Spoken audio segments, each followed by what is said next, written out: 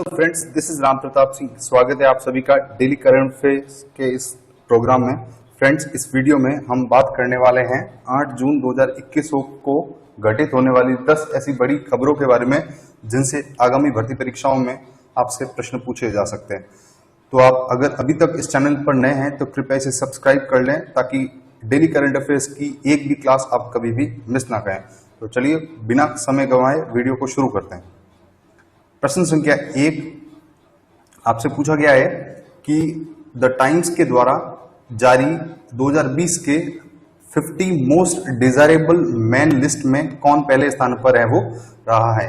आपसे पूछा गया है कि द टाइम्स के द्वारा जारी 2020 के 50 मोस्ट डिजायरेबल मैन लिस्ट में सबसे पहले स्थान पर है वो किसे रखा गया।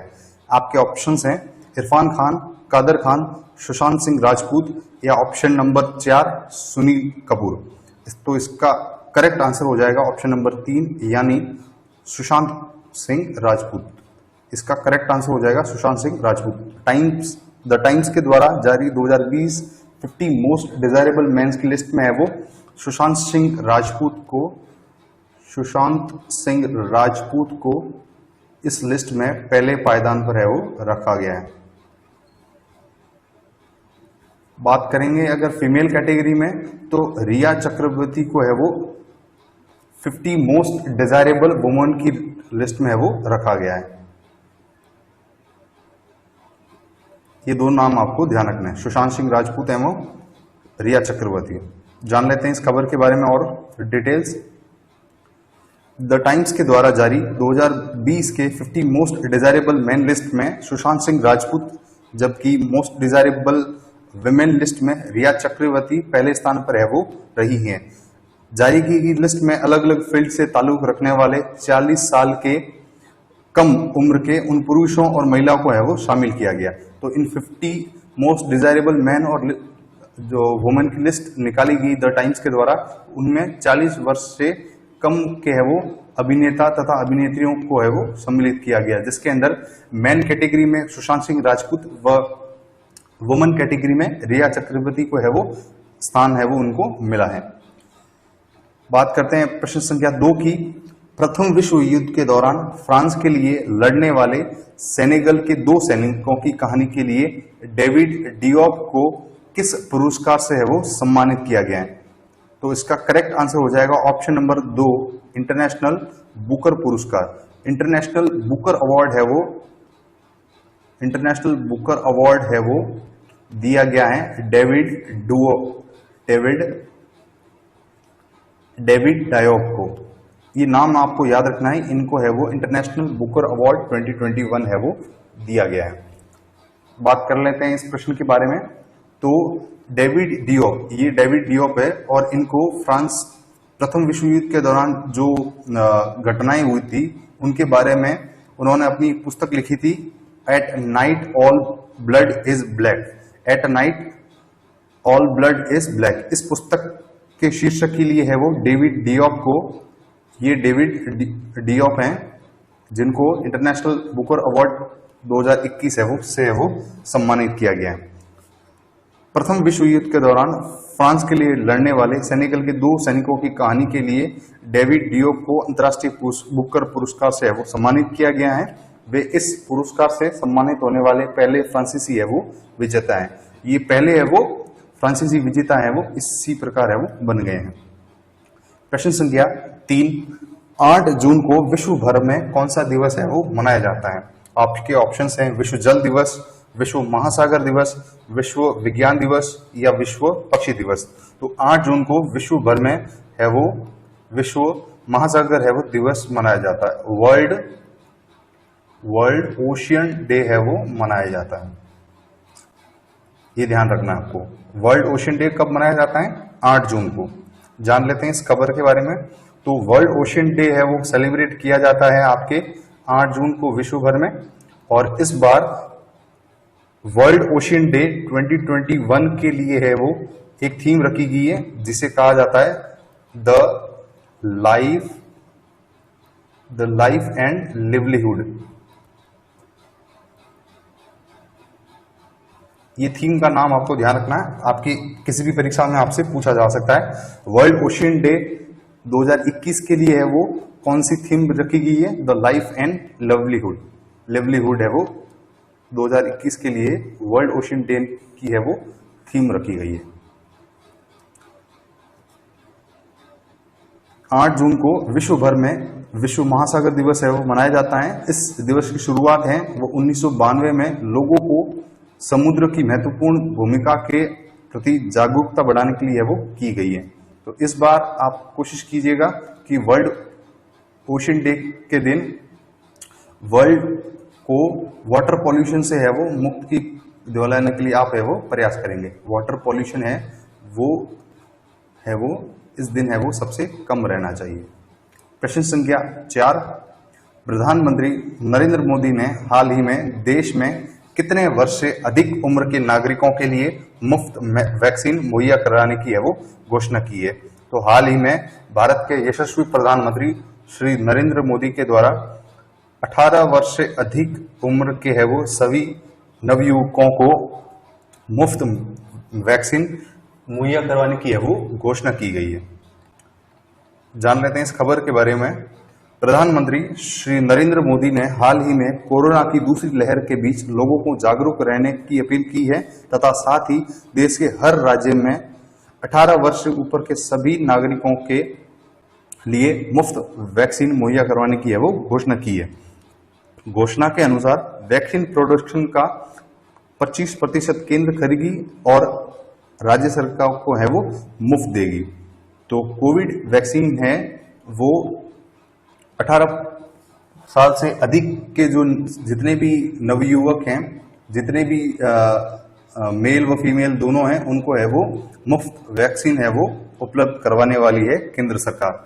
आपको वैक्सीनेशन के प्रोग्राम के बारे में कुछ जानकारी है वो रहनी चाहिए। जैसे भारत में अभी 2 प्रकार की है वो भारत में बनी हुई निर्मित जो कोविड वैक्सीन हैं उनके नाम आपको पता होना चाहिए। सबसे पहला जो नाम आपके साथ आता है वो है आपका कोविशील्ड।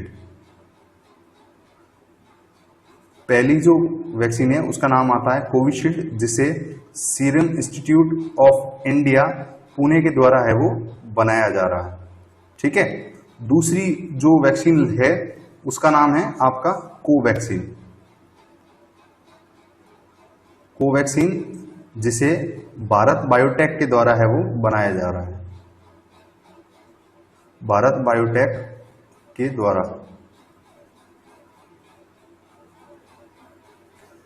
और तीसरी आपको चीज ध्यान रखनी है, वो वैक्सीन जिसको 3rd ट्रायल के लिए मंजूरी दी गई है तथा केंद्र सरकार के द्वारा 30 करोड़ डोज खरीदने के लिए 1500 करोड़ का है वो एडवांस पेमेंट है वो उस कंपनी को दिया गया है। तो उस वैक्सीन का नाम है कॉर्बेवैक्स। इसका नाम आपको ध्यान रखना है, कॉर्बेवैक्स। और ये है वो बायोलॉजिकल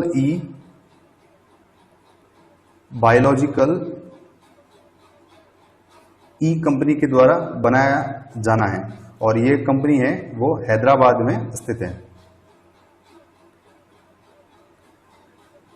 ये इतनी जानकारी आपको ध्यान रखनी है।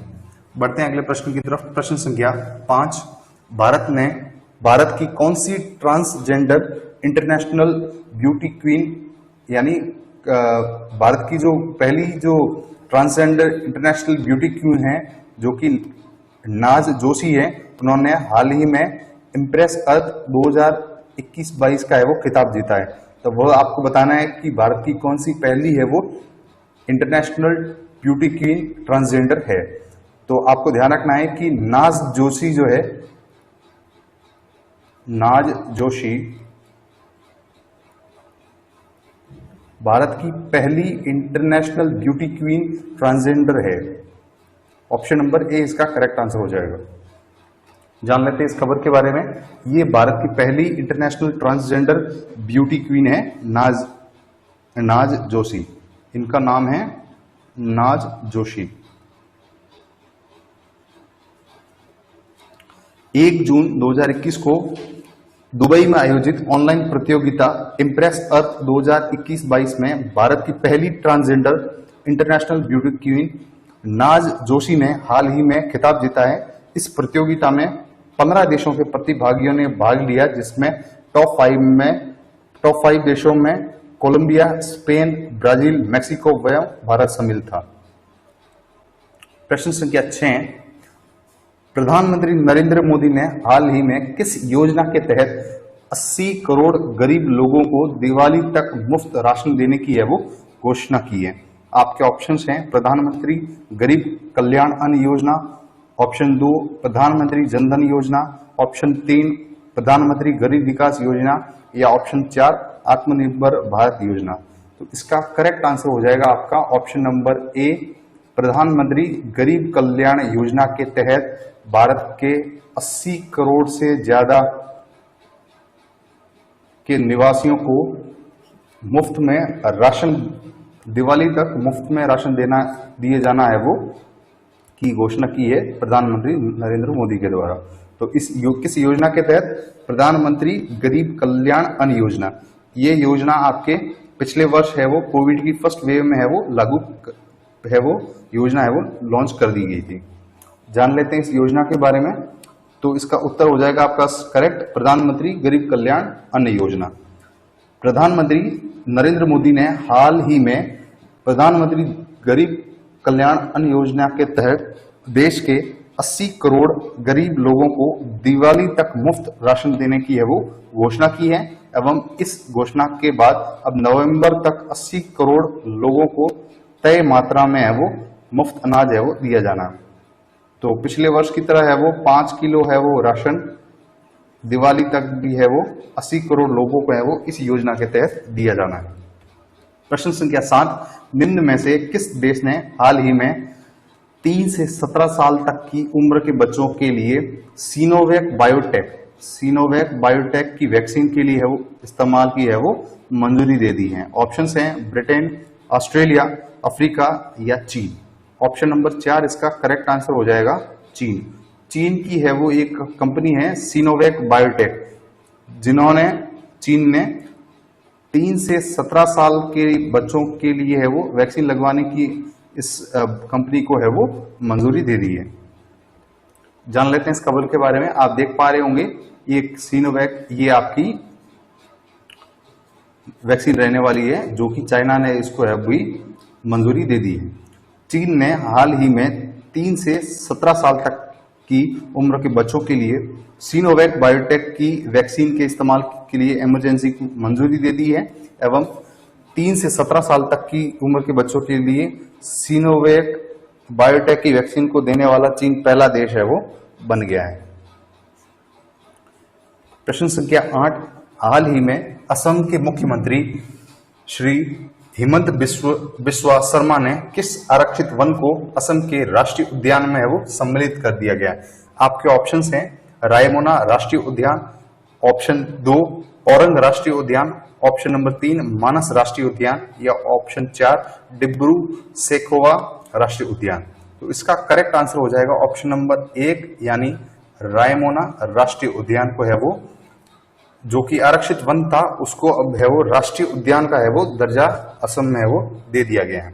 आपको ध्यान रखना है कि असम के जो मुख्यमंत्री अभी हैं वो हिमंत बिस्वा शर्मा हैं, तथा अभी जो असम के राज्यपाल हैं वह जगदीश मुखी हैं। जगदीश मुखी अभी असम के है वो राज्यपाल हैं, वह असम के मुख्यमंत्री हैं हेमंत बिस्वा शर्मा। और रायमोना राष्ट्रीय उद्यान को है वो आरक्षित वन से राष्ट्रीय उद्यान का दर्जा है वो असम सरकार ने हाल फिलहाल दिया है। आपको बता दें कि असम में है वो रायमोना राष्ट्रीय उद्यान की घोषणा के साथ साथ ही है वो 6 नेशनल पार्क्स है वो बन गए हैं। 6 में से एक है रायमोना राष्ट्रीय उद्यान, दूसरा है औरंग, तीसरा है मानस, चौथा है डिब्रू सेखोवा, और इसके अलावा जो 2 नेशनल पार्क्स है वो हैं आपके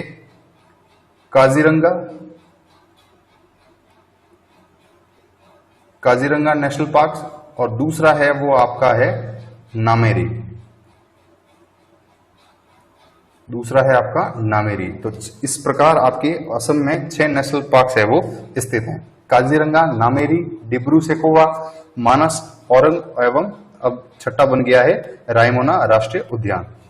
काजीरंगा के बारे में आपको ध्यान रखना है कि असम का एकमात्र एक ऐसा नेशनल पार्क है जिसे यूनेस्को की वर्ल्ड हेरिटेज लिस्ट में है वो शामिल किया गया है। इसे यूनेस्को की लिस्ट में है वो शामिल किया गया है। एवं आपको ध्यान रखना है कि जो असम की जो प्रमुख नदी है वह है ब्रह्मपुत्र। असम की जो प्रमुख नदी है वो है ब्रह्मपुत्र, जिसे असम की है वो जीवन रेखा भी कहा जाता है। तथा असम का जो लोक नृत्य है वह मुख्य रूप से बिहू है। बिहू नृत्य असम का मुख्य रूप से लोक नृत्य माना जाता है। तथा इसी के साथ साथ आपको एक और चीज ध्यान रखनी है कि असम का जो गठन है वो भारतीय संविधान के अनुच्छेद 371 बी के अंतर्गत है वो किया गया है। 371 बी के तहत है वो असम राज्य का गठन किया गया तथा इसी आर्टिकल के तहत है वो असम को है वो स्पेशल स्टेट का है वो दर्जा मिला है। आप देख पा रहे हैं यहाँ पे कि रायमोना नेशनल पार्क को है वो 5 जून यानी वर्ल्ड एनवायरमेंट डे के दिन है वो नेशनल पार्क की सूची में है वो सम्मिलित किया गया है। प्रश्न संख्या 9, किस राज्य के मुख्यमंत्री ने अपने राज्य में 80 एकड़ ऑक्सी वन बनाने की है वो घोषणा की है? ऑप्शंस हैं हरियाणा, बिहार, असम या गोवा। तो हरियाणा के मुख्यमंत्री श्री मनोहर लाल खट्टर ने है वो 80 एकड़ ऑक्सी वन की है वन बनाने की है वो घोषणा की है। यह ऑक्सी वन है वो मुख्य रूप से हरियाणा के 2 जिले करनाल एवं पंचकुला में है वो संचालित होने हैं। इस योजना के तहत हरियाणा में उन सभी जगह की पहचान की जाएगी जहां पर है वो पेड़ पौधों की कमी है तथा उसी कमी को दूर करने के लिए 80 एकड़ जितनी एरिया में पेड़ पौधों को है वो विकसित किया जाएगा एवं वहां पौधारोपण किया जाएगा तथा उसी तरीके से ऑक्सीजन बनाने की है वो घोषणा की गई है। हरियाणा के मुख्यमंत्री श्री मनोहर लाल खट्टर हैं तथा अभी हरियाणा के जो राज्यपाल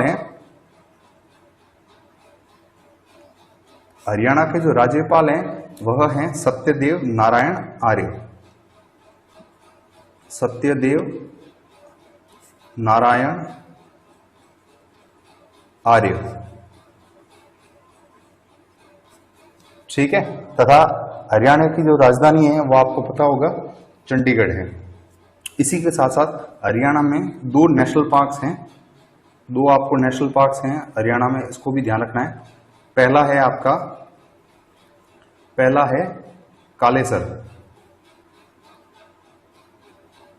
कालेसर नेशनल पार्क, दूसरा है आपका सुल्तानपुर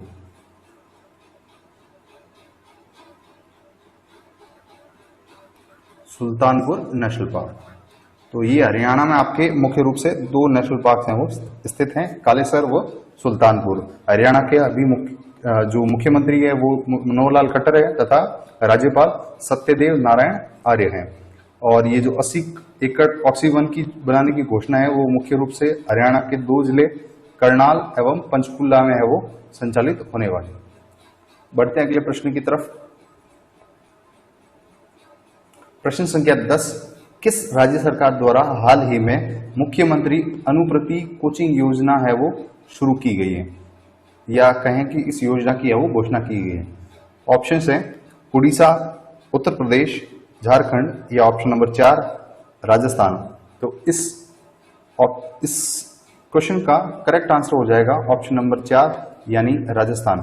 राजस्थान के मुख्यमंत्री श्री अशोक गहलोत द्वारा मुख्यमंत्री अनुप्रति, ये आपका अनुप्रति है, इसको करेक्ट कर लीजिएगा, अनुप्रति योजना की है वो घोषणा की गई है। तथा इस योजना के तहत राजस्थान के सभी ऐसे विद्यार्थियों को कोचिंग के करने के लिए सहायता प्रदान की जाएगी जो आर्थिक रूप से पिछड़े हैं तथा वो कोचिंग लेने में है वो असमर्थ हैं। उनको है वो वित्तीय सहायता है वो सरकार की तरफ से मुहैया करवाई जाएगी। ये राजस्थान के मुख्यमंत्री श्री अशोक गहलोत जी हैं तथा आपको पता होगा कि अभी राजस्थान के जो मुख्यमंत्री हैं वो अशोक जी गहलोत हैं तथा इसके साथ साथ जो गवर्नर कौन है, राजस्थान के अभी गवर्नर कौन है, इसका आंसर आपको कमेंट बॉक्स में देना है। तो इसी क्वेश्चन के साथ मुझे दीजिए इजाजत। उम्मीद करूंगा ये वीडियो आपको अच्छा लगा होगा। अगर ये वीडियो आपको अच्छा लगा है और इससे आपको कुछ नया सीखने को मिला है तो कृपया इसे लाइक कीजिए, इस वीडियो को शेयर करें तथा आपके महत्वपूर्ण सुझाव इस कमेंट बॉक्स के माध्यम से आप मुझ तक पहुंचाने का प्रयास करें तथा आप खुश रहें, सुरक्षित रहें। धन्यवाद।